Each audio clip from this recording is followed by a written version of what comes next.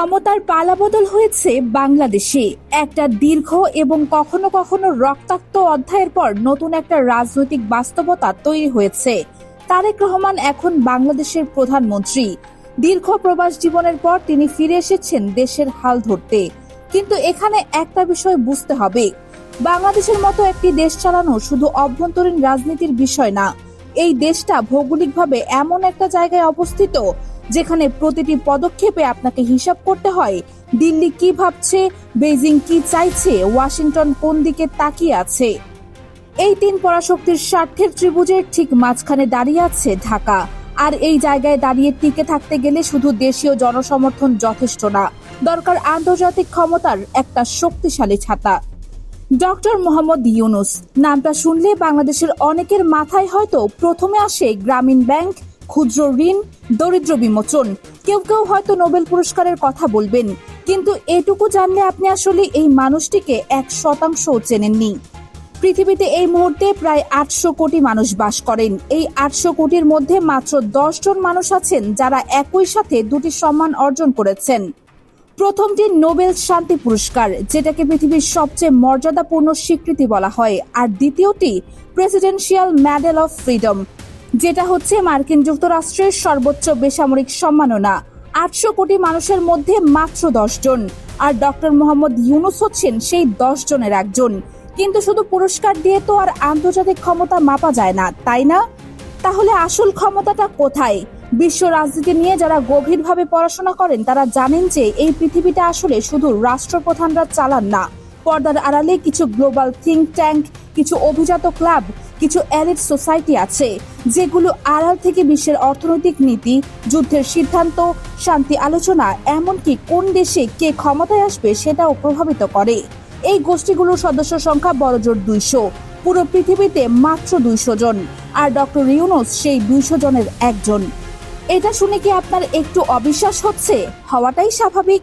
কিন্তু ভাবুন, একটা ছোট্ট দেশের একজন অর্থনীতিবিদ কিভাবে এতটাই উচ্চতায় পৌঁছাতে পারেন?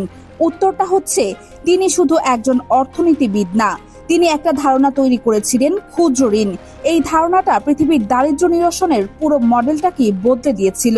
সারা বিশ্বের সরকার, বিশ্ব ব্যাংক, IMF, ইউরোপীয় ইউনিয়ন সবাই এই মডেল গ্রহণ করেছে।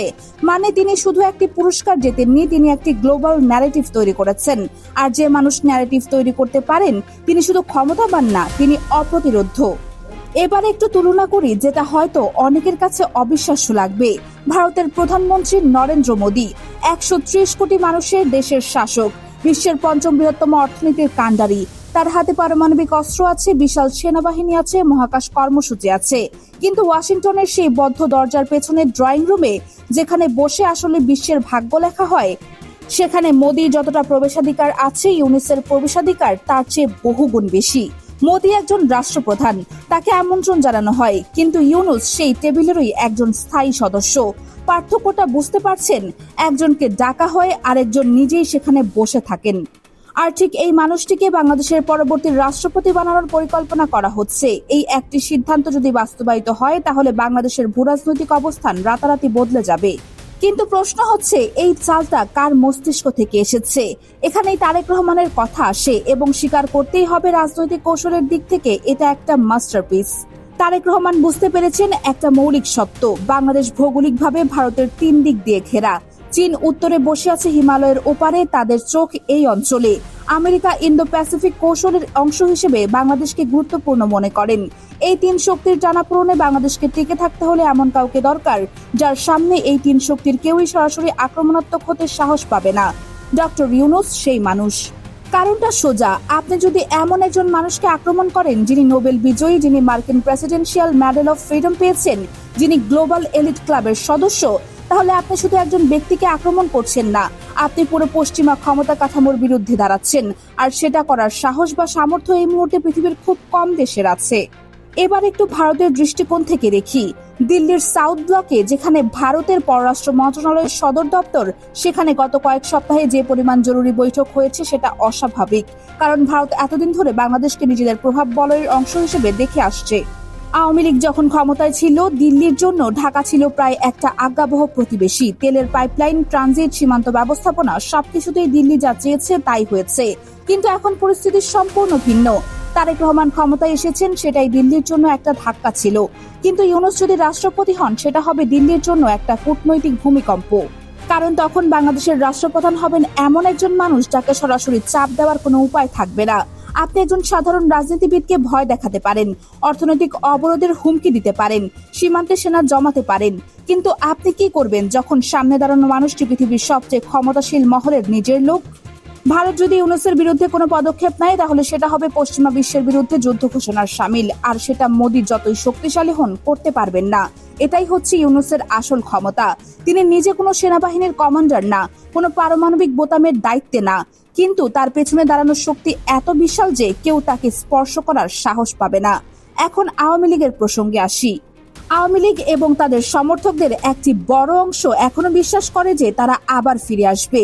তাদের হিসাবটা সোজা। বর্তমান সরকার ব্যর্থ হলে, অর্থনৈতিক সংকট গভীর হলে, জনমানুষের ক্ষোভ বাড়লে তারা আবার সেই ক্ষোভের ঢেউয়ে চড়ে ক্ষমতায় ফিরে আসবে। হয়তো ডিসেম্বরের দিকে, হয়তো আরেকটু পরে, কিন্তু ফিরবে। এই হিসাবটা গাণিতিকভাবে যতটা সুন্দর, বাস্তবে ততটাই ভঙ্গুর। কারণ এই পুরো হিসাবটা দাঁড়িয়ে আছে একটি অনুমানের উপর। সেটা হচ্ছে বাংলাদেশের রাষ্ট্রীয় কাঠামো দুর্বল থাকবে এবং বাইরের শক্তি সেই দুর্বলতার সুযোগ নিতে পারবে। কিন্তু ইউনূস যদি রাষ্ট্রপতি হন, তাহলে এই অনুমানটাই ভেঙে পড়বে। কারণ তখন বাংলাদেশের রাষ্ট্রীয় কাঠামোর শীর্ষে থাকবেন এমন একজন মানুষ যাকে পাশ কাটিয়ে কোনো বাইরের শক্তির পক্ষে ঢাকায় নিজেদের এজেন্ডা বাস্তবায়ন করা কার্যত অসম্ভব। আওয়ামী লীগ আগে যেভাবে দিল্লির সমর্থনে ক্ষমতায় ফিরেছে, সেই রাস্তাটাই বন্ধ হয়ে যাবে। কারণ দিল্লি নিজেই তখন অসহায় হয়ে পড়বে। বিশ্লেষকরা এটাকে বলছেন শূন্যের সমষ্টি। মানে আওয়ামী লীগের ফিরে আসার সম্ভাবনা শুধু শূন্য না, সেটা হবে অগণিত শূন্যের পর আরেকটি শূন্য। কিন্তু একটা প্রশ্ন থেকেই যায়, ডক্টর ইউনূস কি আসলেই রাষ্ট্রপতি হতে চান? এখানেই ব্যাপারটা আরো চমকপ্রদ হয়ে ওঠে। তিনি বিশ্বের 200 জন সবচেয়ে প্রভাবশালী মানুষের একজন। তার কাছে একটি উন্নয়নশীল দেশের রাষ্ট্রপতি পদটা কতটা আকর্ষণীয়? সত্যি কথা বলতে, এটা তার জন্য ক্ষমতার সিঁড়ি বেয়ে ওঠা না, এটা বরং কয়েক ধাপ নেমে আসা। তিনি যে উচ্চতায় আছেন, সেখান থেকে বঙ্গভবন আসলে অনেক নিচে। কিন্তু তিনি সাবেক প্রধান উপদেষ্টা হিসেবে যে দায়িত্ব পালন করেছিলেন, সেটা প্রমাণ করে যে দেশের প্রয়োজনে তিনি নিজের গ্লোবাল মর্যাদাকে একপাশে রাখতে পারেন। এটা ক্ষমতার লোভ না, এটা দেশপ্রেম। আর এই দেশপ্রেমটাই তাকে আরো বেশি শক্তিশালী করে। কারণ যে মানুষ ক্ষমতা চান না অথচ ক্ষমতায় আসেন, তাকে কেউ কিনতে পারে না, ভয় দেখাতে পারে না, নতজানু করতে পারে না।